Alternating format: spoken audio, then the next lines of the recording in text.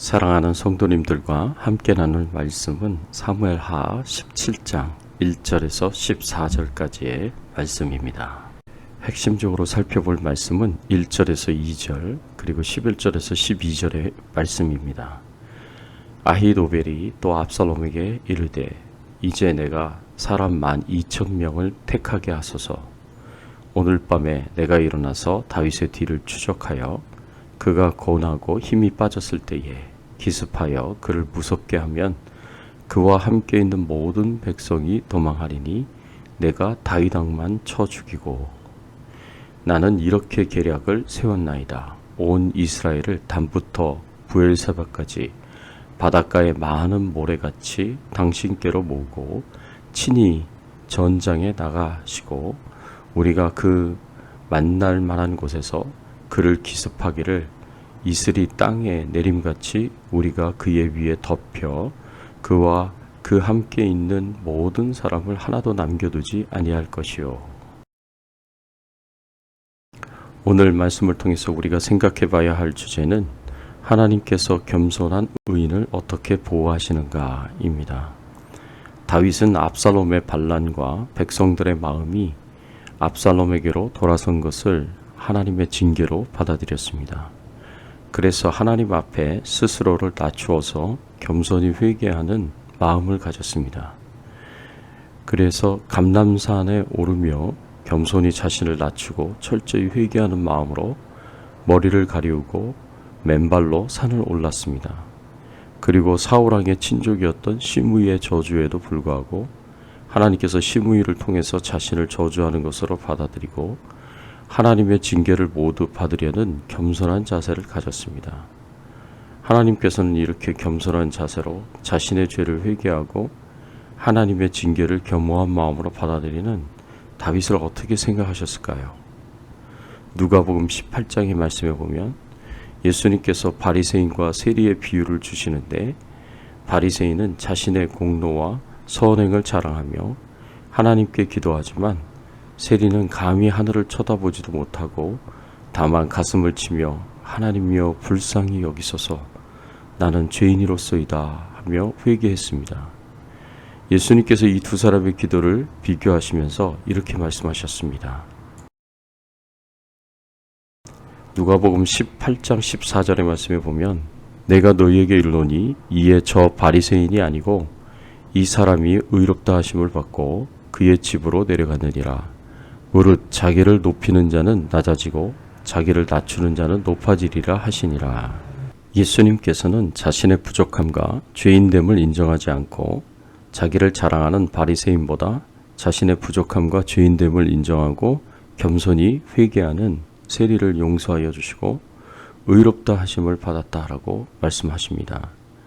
예수님의 말씀대로라면 하나님의 징계를 마땅히 받아야 할 것으로 겸허히 받아들이고 겸손한 마음으로 자신을 낮추고 철저히 회개하는 다윗을 의롭다고 보지 않겠습니까? 이렇게 하나님께서 회개하는 세리처럼 겸손히 자신의 죄를 회개하는 다윗을 의롭게 보실 것입니다. 그리고 하나님께서 이 겸손한 의인을 어떻게 보호하십니까? 악한 자들은 겸손한 의인을 공격하고 죽이려 하나 하나님은 지키시고 보호하십니다. 오늘 본문의 말씀에 보면 압살롬이 예루살렘 성에 입성하는 날 그 모사였던 아히도벨이 계략을 내어 다윗을 죽이려고 하는 것을 볼 수 있습니다. 아히도벨이 어떤 전략을 냅니까? 오늘 본문 1절과 2절의 말씀에 보면 아히도벨이 또 압살롬에게 이르되 이제 내가 사람 12,000명을 택하게 하소서. 오늘 밤에 내가 일어나서 다윗의 뒤를 추적하여 그가 고나고 힘이 빠졌을 때에 기습하여 그를 무섭게 하면 그와 함께 있는 모든 백성이 도망하리니 이는 다윗 왕만 쳐 죽이고. 아히도벨이 낸 전략은 하나님께 물어서 받은 말씀처럼 뛰어났다고 했는데 다윗을 죽이고자 하는 이 전략이 다윗에게는 치명적인 피해를 줄 수 있는 전략이었다라고 볼 수 있습니다. 아히도벨이 직접 군사 12,000명을 택하여 다윗의 뒤를 추적하겠다고 합니다.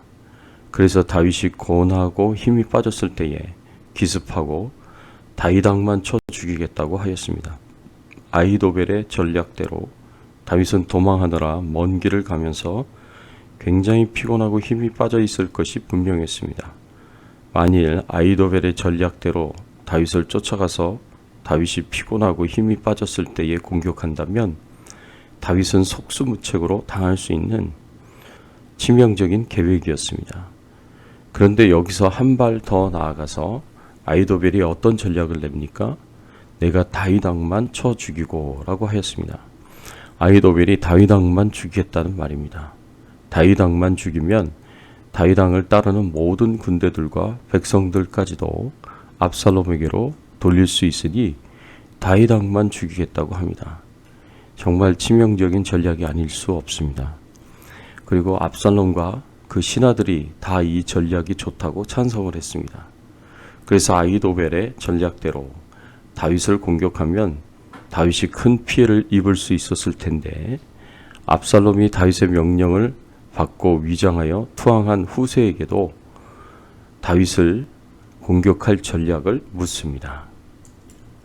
후세는 아히멜렉의 탁월한 전략대로 다윗을 공격하면 다윗에게 큰 피해가 갈 것을 알고 아히멜렉의 전략을 반박하고 뒤집는 전략을 냅니다. 후세의 전략은 어떤 것이었습니까? 오늘 본문 11절 12절의 말씀에 보면 나는 이렇게 계략을 세웠나이다. 온 이스라엘을 단부터 부엘세바까지 바닷가의 많은 모래같이 당신께로 모으고 친히 전장에 나가시고 우리가 그 만날 만한 곳에서 그를 기습하기를 이슬이 땅에 내림같이 우리가 그의 위에 덮여 그와 그 함께 있는 모든 사람을 하나도 남겨두지 아니할 것이요. 후세의 전략은 아히멜렉이 이끄는 12,000명의 소수의 군대보다 단부터 부엘세바까지 이르는 모든 이스라엘의 군대를 모아서 압살롬이 직접 그 군대를 이끌라고 하였습니다. 아히멜렉이 이끄는 소수의 군대보다 압살롬이 직접 이끄는 모든 이스라엘의 군대가 더 낫다는 말입니다. 그리고 아히멜렉은 다윗왕만 죽이자고 하였는데 후세는 기습 공격을 해서 다윗왕뿐 아니라 다윗왕을 따르는 충성스러운 모든 신하들과 백성들을 다 죽여야 한다고 말하고 있습니다. 완전히 아히멜렉과 정반대의 전략을 내놓고 압살롬의 허영심과 공명심을 부추기는 전략을 내세웁니다. 그리고 아히멜렉과 후세의 전략을 들은 압살롬과 이스라엘 사람들은 누구의 전략이 더 좋다고 합니까? 오늘 본문 14절의 말씀에 보면 압살롬과 온 이스라엘 사람들이 이르되 아렉 사람 후세의 전략은 아히도벨의 계략보다 낫다 하니 이는 여호와께서 압살롬에게 화를 내리려 하사 아히도벨의 좋은 계략을 물리치라고 명령하셨습니다라.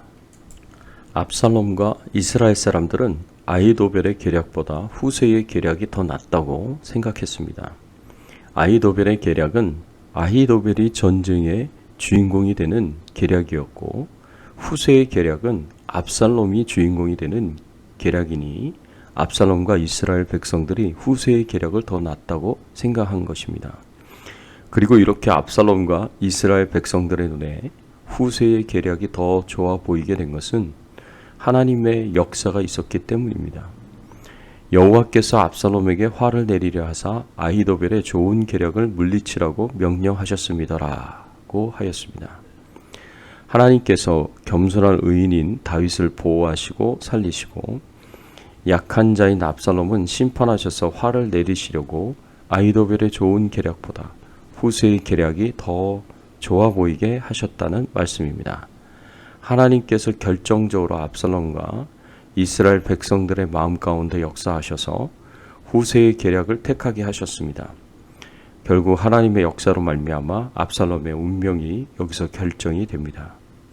사랑하는 성도 여러분, 아히멜렉과 후세의 전략을 통해서 하나님께서 다윗과 압살롬의 운명을 인도하시는 것을 통해서 우리는 중요한 교훈을 얻게 됩니다. 악한 자들은 겸손한 의인을 공격하고 죽이려 하나 하나님은 지키시고 보호하신다는 것입니다. 다윗처럼 하나님께 범죄하였다고 하더라도 항상 자신을 겸손히 낮추어서 철저하게 회개하시고 하나님의 징계를 달게 받으십시오. 그러면 악한 자들이 핍박하고 고난을 준다고 하더라도 하나님께서 우리를 겸손한 의인으로 보시고 우리를 지키시고 보호하십니다. 항상 하나님 앞에 겸손한 의인으로 사시고 하나님의 보호와 돌보심 가운데 살아가시기를 예수님의 이름으로 축원합니다. 함께 기도하겠습니다. 하나님 감사합니다. 오늘 말씀을 통하여서 악한 자들은 겸손한 의인을 공격하고 죽이려 하지만 하나님은 겸손한 의인을 지키시고 보호하시고 돌보신다는 것을 알게 하여 주시고 깨닫게 하여 주시니 감사를 드립니다. 항상 하나님께 범죄하였다고 하더라도 다윗처럼 자신을 겸손하게 낮추어서 철저하게 회개하고 하나님의 징계를 달게 받을 때에 하나님께서 겸손한 의인을 사랑하셔서 불쌍히 여기셔서 지키시고 보호하시고 돌보심을 저희들이 늘 마음속에 기억하고 신앙생활을 잘할 수 있도록 은혜를 베풀어 주시옵소서. 오늘도 주님과 동행하는 하루 되게 하시고 주의 나라와 영광을 위해서 살 수 있도록 인도해 주시기를 간절히 소원하옵고 예수 그리스도의 이름으로 간절히 기도드리옵나이다. 아멘.